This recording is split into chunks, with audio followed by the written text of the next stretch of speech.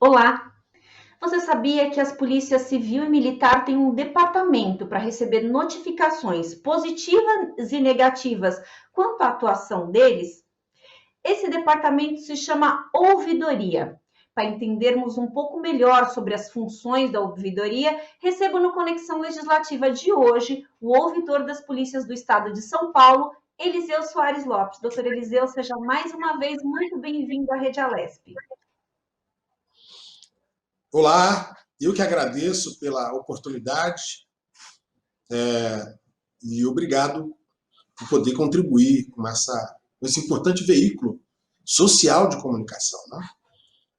Que precisa ser muito valorizado. O trabalho que vocês fazem é de muita relevância para os cidadãos paulistas no nosso estado. Doutor, eu queria começar a nossa entrevista perguntando para o senhor quais são as funções da ouvidoria e quem pode contatar a ouvidoria. Se ela, por exemplo, precisa se identificar para registrar um relato para vocês. A função da ouvidoria ela é fundamentalmente estabelecer um canal de interlocução da sociedade com o sistema de segurança pública do Estado de São Paulo. Notadamente, a Polícia Militar, a Polícia Civil e a Polícia Científica. É na ouvidoria que a população encontra um órgão autônomo, ainda que seja institucional, mas um órgão autônomo, com autonomia, definida em lei, para requisitar procedimentos de ação policial que atenta contra as pessoas, contra a dignidade das pessoas, abuso policial de toda sorte, discriminação também de toda sorte, enfim, ilegalidades cometidas pelos agentes policiais. Esse é o primeiro ponto. Mas também não só. É através da ouvidoria também que nós temos muitas solicitações de presença da polícia, né? Nós também temos um canal também que a população expressa alguma solicitação de evento para presença da polícia. E também recebemos elogios, né? Aqui muitos policiais recebem elogios pelas suas atividades. Então a ouvidoria tem um pouco essa função, é um canal da sociedade, é um instrumento de interlocução da sociedade. E eu particularmente considero a ouvidoria e tenho pautado o meu mandato, que iniciou agora, em fevereiro, a partir de uma lista tríplice, organizada pelo CONDEP, Conselho de Desenvolvimento da Pessoa Humana, do Estado de São Paulo. Depois fui nomeado pelo governador, eu tenho pautado a minha atividade, encarado a ouvidoria também como um instrumento de mediação, evidentemente, de certos conflitos que são comuns a essa atividade. A atividade policial é uma atividade complexa, né? Uma atividade que tem, evidentemente, tem muitas questões que em volta da atividade, né? E que permeia, sobretudo, a ação humana, né? Não é uma atividade qualquer, tanto é uma atividade muito específica.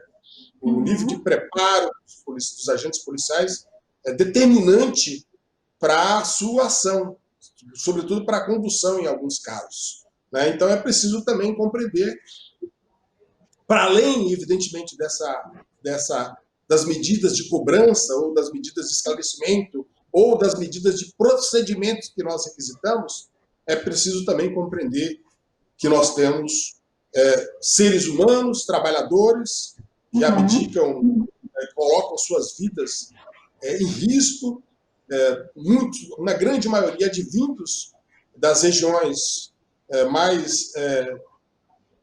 de menor atividade, das regiões menos abastadas, né, da nossa cidade, né, da periferia, muitos policiais, enfim, e que também estão sujeitos a toda sorte de, digamos assim, de intervenção. Então é preciso, ao analisar as demandas, ao analisar as questões, é preciso também compreender a natureza complexa dessa atividade, os riscos e, portanto, mediar, evidentemente, essa situação. Doutor, algumas pessoas acreditam que a ouvidoria tem a função de ser contra a polícia. Isso é verdade? Um bom policial, ele é objeto de investigação da ouvidoria? Não, de forma alguma. Até porque o papel de investigar das corregedorias, tanto da Uhum. corregedoria militar, né, e tanto da corregedoria da Polícia Militar, melhor falando, e tanto da corregedoria da Polícia Civil, e a própria científica. Né? O que nós fazemos é que requisitar, e aí, ao fazermos, nós temos, por determinação legal, nós temos essa primazia. Portanto, todas as nossas requisições são, evidentemente, observadas pela corregedoria. Claro que é muito importante levantar essa questão. A ouvidoria não é inimiga da polícia, de forma alguma, né? E nem as pessoas que concorrem, os policiais, na sua maioria, são policiais que dignificam a atividade da polícia. Nós temos aqui uma polícia que presta serviços relevantes para a sociedade, aqui no estado de São Paulo, né? Só estão sujeitos a um tipo de procedimento aqueles que aviltam a determinação legal da atividade policial. Pelo contrário, inclusive nós temos muitos policiais que são elogiados e nós fazemos questão, porque isso, inclusive, eu compreendo que levantar os aspectos positivos também são tão importantes, ou até mais importantes, ou tão importantes quanto quando você, enfim, intervém para questões negativas. Então, os aspectos positivos também são importantes, porque isso, inclusive, contribui para referenciar a importante atividade policial, né? Doutor, os dados da violência, eles impactam nas notificações que vocês recebem? Ou seja, quanto maiores os índices de violência, mais as pessoas procuram a ouvidoria para desabafar, para reclamar, para falar com vocês? Olha, essa questão da violência, eu acho que talvez eu queria responder da seguinte forma, como eu vejo também do ponto de vista como acho que um dos grandes dilemas da sociedade brasileira. A sociedade brasileira, pelo seu aspecto histórico, pela sua formação histórica, inclusive recente de fim da escravidão, ela criou, digamos assim, uma certa ideia de conformação com a violência, né? Uma ideia de que até de familiarização, né? E isso vai um pouco fazendo parte da subjetividade cultural da sociedade brasileira, né? É preciso enxergar as causas, é preciso trazer para a agenda desse debate o porquê, digamos assim, que a gente, de certa forma, naturaliza a violência. Esse é o primeiro aspecto que nós precisamos levantar. Portanto, nós vimos de um Estado, de uma sociedade que naturaliza a violência contra a população, de forma geral, a violência contra a população negra, a violência contra a mulher. Nós vimos agora, mesmo em situação de pandemia, né, o aumento, né, de índice de feminicídio, de violência contra a mulher. Então, uma sociedade que tem esse traço cultural. Mas, em particular, com a população, é preciso buscar um pouco o porquê disso. E eu acho que nós precisamos pensar em ressignificar o conceito de cidadão no Brasil. O conceito de sujeitos de direito. Quem são? E isso trazer para nós uma nova cultura de que a violência contra qualquer pessoa ela é ruim para a sociedade, ela atenta contra uma sociedade livre, uma sociedade comum a todos, uma sociedade que possa respeitar a dignidade da pessoa humana, que é o que está, evidentemente, consagrado na nossa Constituição. Então, esse é um aspecto. Esse problema eu acho que uma das questões diz respeito a um pouco o problema da escravidão no Brasil. Né? Porque, notadamente, o período da escravidão inaugurou uma página ruim, uma página da história da humanidade, onde colocou um conjunto da população que não era tratada como seres humanos, né? Que era tratado como coisas. Então, portanto, violência contra uma coisa era natural. Você não estava tratando de um ser humano, né? Eu acho que essa questão ainda permeia ainda na essência das nossas subjetividades, né? Então, nós não podemos, portanto, então, essa violência, voltando objetivamente à sua pergunta, ela impacta, evidentemente, aqui os nossos indicadores. Nós vimos isso aqui, né? Nós vimos que mesmo numa situação de confinamento, que é o que nós estávamos, né, de isolamento social, nós vimos que teve um aumento significativo da violência. É preciso, evidentemente, claro que essa análise ainda é empírica, esses indicadores ainda são sujeitos a estudos, nós vamos apresentá-los ao final do ano. Mas chama a atenção que essa complexidade que nós estamos vivendo hoje, esse estresse sobre essa situação de... Nós estamos sujeitos a... Bom, vamos... sermos submetidos a essa doença, e as pessoas estão estressadas, estão com medo, enfim, tal. E a atividade policial, acho que não foge a esses clamores, a esses temores, né? Então, tem um pouco de estresse, eu acho que isso talvez é um dos elementos, né? O fundamental é criarmos, digamos assim, um freio de arrumação para mitigar esses efeitos, né? Evidentemente que toda atividade humana está sujeita a incorreções. Qual o papel, o que cabe ao Estado? Cabe ao Estado criar políticas públicas, aqui notadamente política de segurança, políticas públicas no que diz ao sistema de segurança pública, para ter parâmetros e protocolos muito claros para que mitigue esses efeitos. Acho que essa é uma questão fundamental. Nós estamos aqui apontando para algumas coisas, né? Webcam, atividade remota da atividade policial, enfim, um conjunto de questões.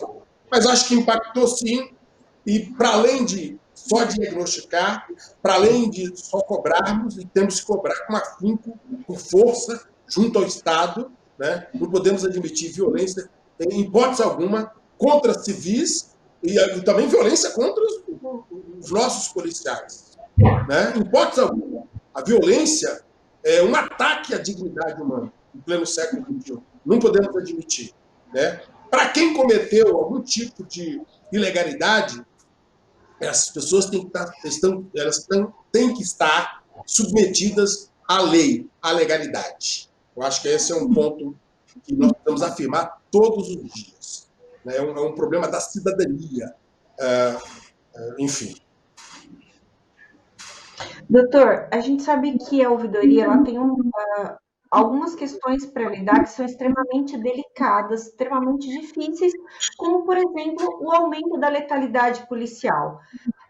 E também os índices de suicídio na corporação, que é alto, tem sido alto, tem sido uma questão muito delicada, até porque muitas vezes o policial não demonstra que está numa situação difícil a ponto de cometer um suicídio, e aí depois é uma situação extremamente grave, delicada de tratar. Como que trata desses extremos de uma maneira que sejam alcançados melhores resultados, ou que a ouvidoria não seja vista, ou melhor, que a ouvidoria seja vista de uma maneira positiva pelas pessoas que estão ali envolvidas nessas situações? A letalidade policial é um problema no mundo, né? Nós vimos agora, recentemente, um conjunto de manifestações mundo afora sobre a letalidade policial, né? E como eu falei anteriormente, nós temos um problema da natureza da construção do nosso Estado que nós precisamos enfrentar, que eu chamo da questão do conceito de ressignificar as pessoas que são sujeitos de direitos. Não pode haver distinção de tratamento entre cidadãos que moram nos jardins, que moram nos bairros mais abastados, e cidadãos que moram nas periferias da nossa cidade, né? Quem mora no Capão tem que ter o mesmo direito e o mesmo tratamento de quem mora nos Jardins. Não pode haver essa distinção, em hipótese alguma. Né? A letalidade policial é preciso analisar sobre vários ângulos. Um dos primeiros, um ângulo, primeiro é preciso examinar os conflitos envolvendo os policiais. Eles aumentaram ou diminuíram? Né? Que percepção se tem sobre isso? Nós precisamos pensar e examinar isso. Segundo aspecto que eu acho que é importante, a atividade policial, primeiramente, ela tem mais importância quando ela trabalha na prevenção. Uhum. A prevenção à criminalidade é um fator importante para dirimir os efeitos da letalidade policial. Primeiro, porque você trabalha com a inteligência, trabalha conhecendo as pessoas. Né? Aí o trabalho comunitário da polícia, a polícia conhecer as pessoas da comunidade, estar mais próxima, e a comunidade também conhecer a polícia, porque a polícia precisa conhecer a população, ter confiança na população e, por sua vez, a população ter confiança na polícia. Agora, não podemos... É difícil explicar o porquê do aumento da letalidade policial se nós estamos em situação de isolamento social. Se mesmo os indicadores que reportam o problema da criminalidade diminuiu, então é inadmissível esse aumento, né? Pelo menos o que se experimentou no primeiro semestre.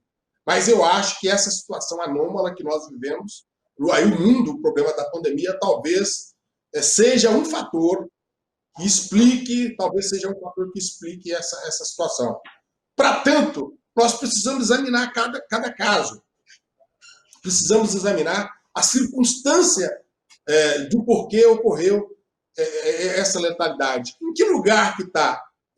Era comum nos lugares que tinha mais violência?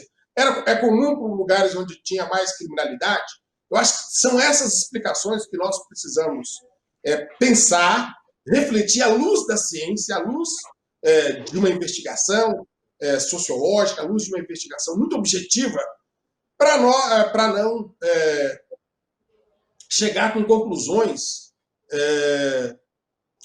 simples em uma situação tão complexa.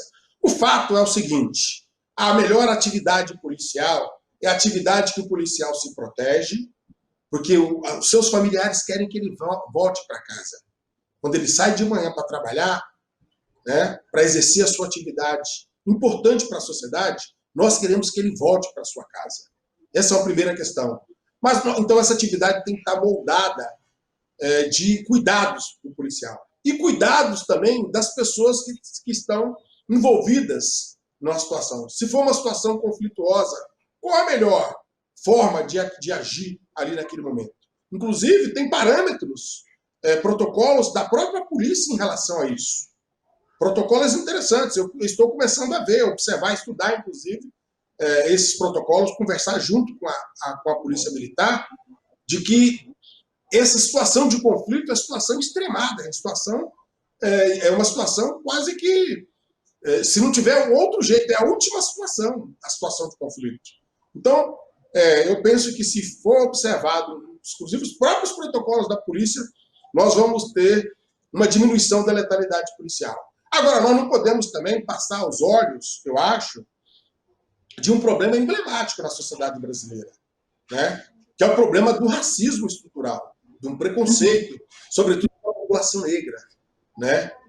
Que mora, evidentemente, nas regiões menos abastadas, digamos assim, nas regiões mais periféricas de trabalhadores, né? Chama atenção que o negro é o alvo dessa letalidade. E nós precisamos pensar um pouco isso, ressignificar essa ideia, né? Essa ideia de que a população negra, pelo fato que a nossa cor signifique já uma situação de de periculosidade. Da onde vem essa subjetividade? Essa subjetividade permeia as instituições brasileiras. É estrutural. E policiais, às vezes, agem assim. Né? Assim como a televisão, né? Os meios de comunicação, assim como na própria nas escolas. Eu diria, inclusive, que nos nossos livros didáticos.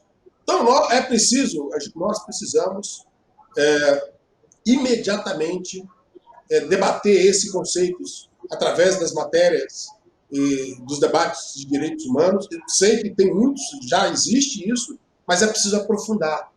É preciso pensar que nós temos racistas em todos os lugares. Uhum. Temos racistas em todos os lugares. Na educação, no sistema de saúde, no poder judiciário. Nós vimos isso, não aparece, mas temos muito. E na polícia.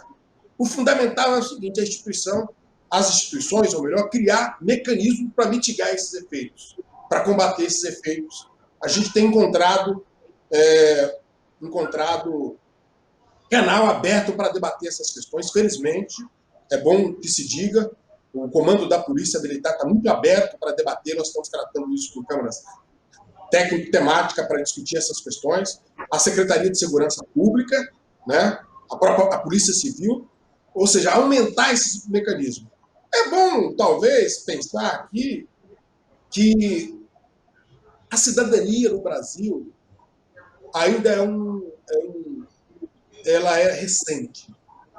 Nós estamos falando da Carta Política de 1988, da Constituição, que foi, ao meu ver, e de muitos, e o próprio deputado Ulisses Guimarães, quando vaticinou, quando declarou o término dos trabalhos, a Constituição Cidadã. Então, nós estamos experimentando a cidadania no aspecto mais central do que significa agora. Então, é preciso sempre revisitar esse tema, estabelecer isso nas escolas, enfim, para que nós possamos constituir uma sociedade que todos nós, como diz o Martin Luther King, criarmos uma sociedade brasileira onde nós não possamos, as pessoas não sejam julgadas pela cor da sua pele, mas sim pelos seus atos. Esse é um desafio para nós no nosso estado e no nosso país. Com certeza. Doutor, como que é o procedimento da ouvidoria? A partir do momento que a denúncia chega à ouvidoria, como são os passos seguintes? Se houver uma falsa comunicação de crime, por exemplo, isso feito pelo denunciante, isso pode ocasionar uma responsabilização? O órgão pode, por exemplo, observar uma situação de irregularidade e interceder, ou seja, ele precisa ser provocado necessariamente para atuar em alguma situação, ou só por meio, ou naturalmente, ele pode interceder. Como é que funciona aí o processo da ouvidoria? Nós acolhemos todos os tipos de informação que nos chegam, né? Todos os tipos, positivas, negativas, enfim, envolvendo diversos momentos, assim por dizer. E, claro que a gente tem filtros que nós fazemos, nós temos equipe aqui preparada para saber, inclusive, diferenciar certas coisas. Cabe a mim, portanto, requisitar a intervenção das corregedorias. Claro que os corregedores também vão analisar, porque eles têm condições de investigar certas questões, e eles vão, evidentemente, ver se a denúncia é verdadeira ou não. E todo mundo sabe já, isso é denunciação caluniosa, é crime. Alguém que, porventura, atribuir a outrem, né, um tipo de crime que ele não cometeu, ele está sujeito aos parâmetros da lei, ele pode ser interpelado judicialmente. Né? Nós estamos num Estado democrático de direito.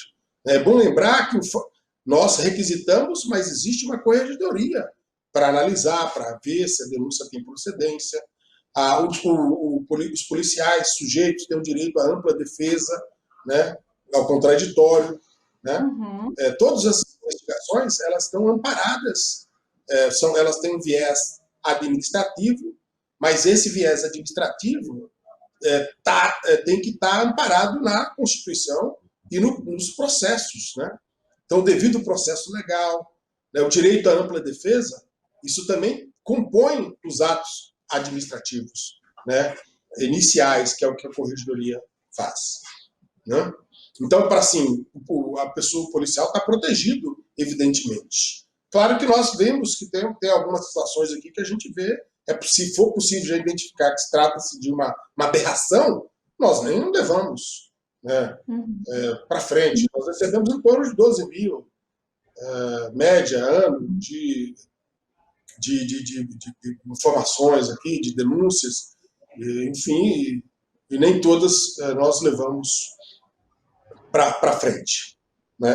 É preciso ter digamos assim, Doutor, a ouvidoria ela enxerga o problema da segurança pública sob outro ângulo, né? Por conta dessa bagagem do dia a dia, o departamento consegue contribuir para melhorar a atuação dos policiais, consegue dar suas sugestões para interferir ali nos procedimentos que, de repente, a corporação pode passar a adotar ali com a incidência de determinado tipo de reclamação?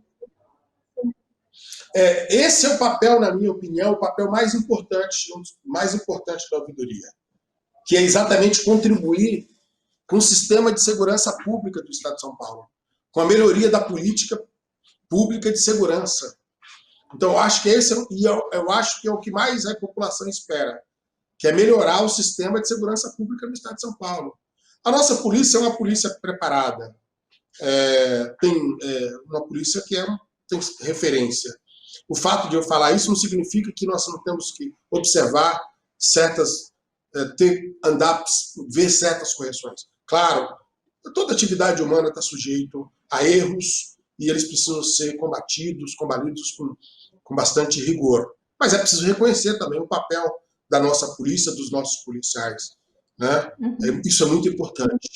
Entender que quando uma pessoa, evidentemente, comete ilegalidade, isso não pode estar subscrito, não pode ser dirigido ao conjunto dos policiais. É um erro fazer isso, é um erro assim, humano. É um erro, aliás, é um erro, é uma desumanidade, digamos assim, tratar dessa forma. Né? Não podemos cair nesse erro. Agora, então, você tem que separar aí essas questões. Agora, nós encontramos um ambiente para discutir certas questões. Então, uma das formas, primeiro é o seguinte, do ponto de vista legal, nós podemos fazer recomendações ao governo, ao secretário de Segurança Pública, sobre propostas de políticas públicas que vão em encontro para melhorar o sistema de segurança pública.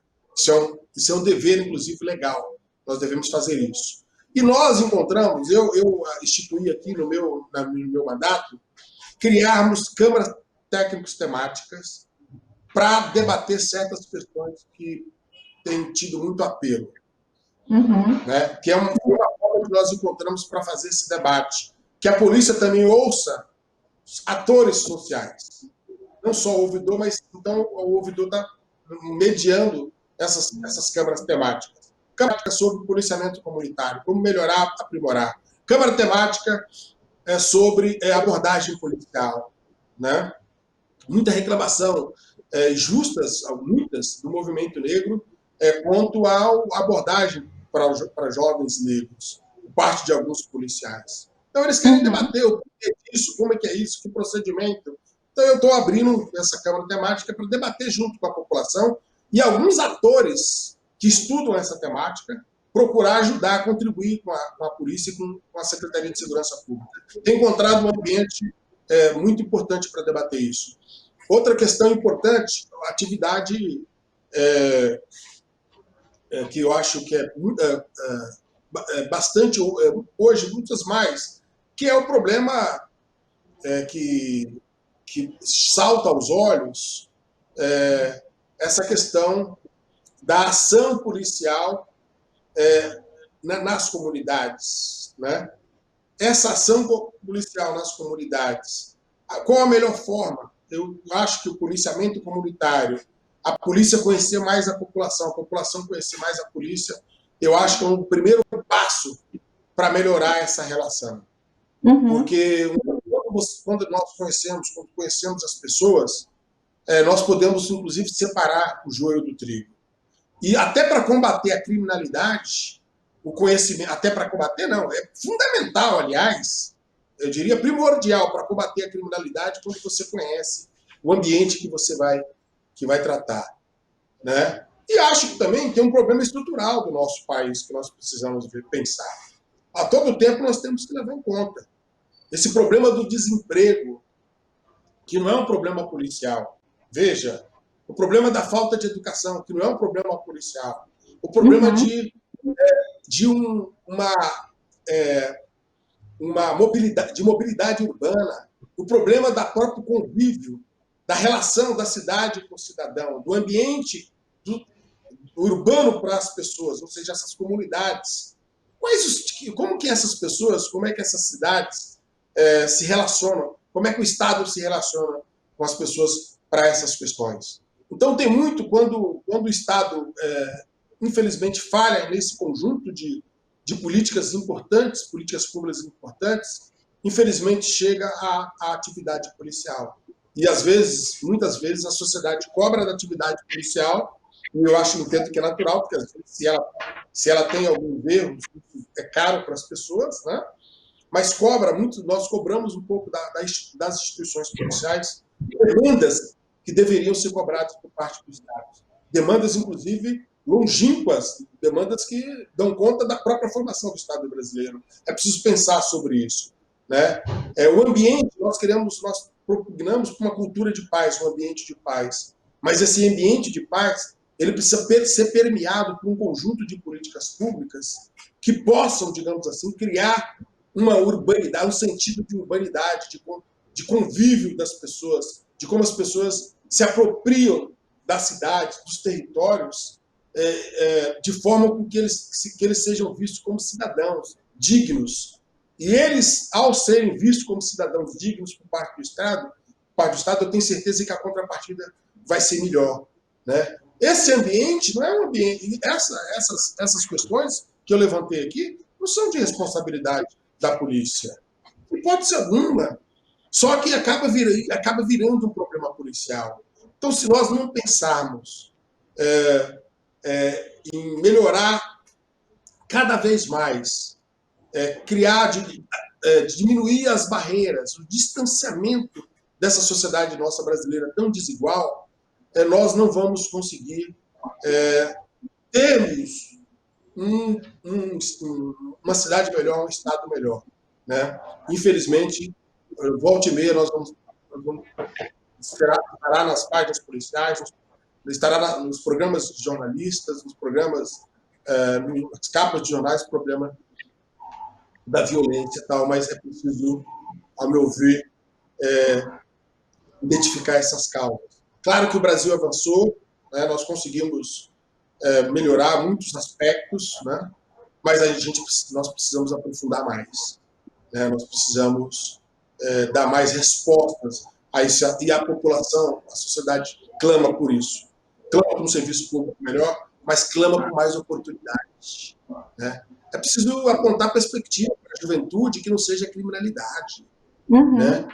Não dá para que o jovem tenha como ideal de vida ser, digamos assim, um líder de uma corrente criminosa, seja ela qual for, né? É preciso que esses jovens, que a juventude, tenha outras perspectivas, né? Assim como eu tive, uma situação de exceção, mas nós queremos que isso seja uma regra, tal. E isso o Estado precisa ser mais generoso com a sua população, que, aliás, é uma população trabalhadora, né? Mesmo com as adversidades, nós vimos aqui.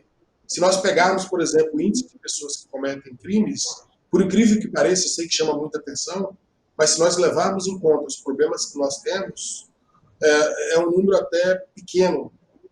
Não significa, não estou dizendo que não é significativo, que isso não tem importância e que isso não amedronta as pessoas. Não é isso que eu estou dizendo. Com certeza. Estou dizendo levando em conta um pouco da geografia, né, da realidade social. Doutor, eu queria muito agradecer a sua participação aqui na Conexão Legislativa, a disponibilidade de arranjar um tempo na sua agenda para nos esclarecer esses pontos que são importantes e que, de alguma forma, aproximam a população desses mecanismos que a gente tem para aprimorar a segurança pública, que é uma aflição de todos. Muito obrigada, doutor Eliseu. Eu que agradeço muito a Assembleia Legislativa, o presidente Cauê Macris e a produção desse programa, né?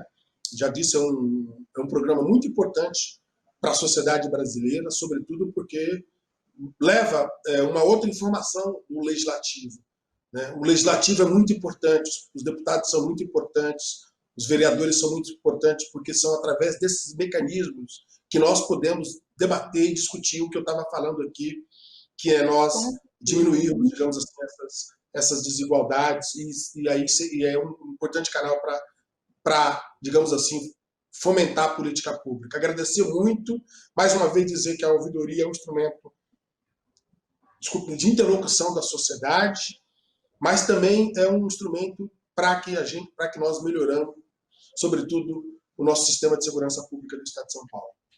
Muito obrigado. Com certeza. Esse foi mais um Conexão Legislativa. A gente conversou com o ouvidor das polícias do Estado de São Paulo, doutor Eliseu Soares Lopes. Você fica agora com a programação da Rede Alesp. Você pode rever esse programa e outros programas da Rede Alesp nas nossas redes sociais. Muito obrigada e até mais.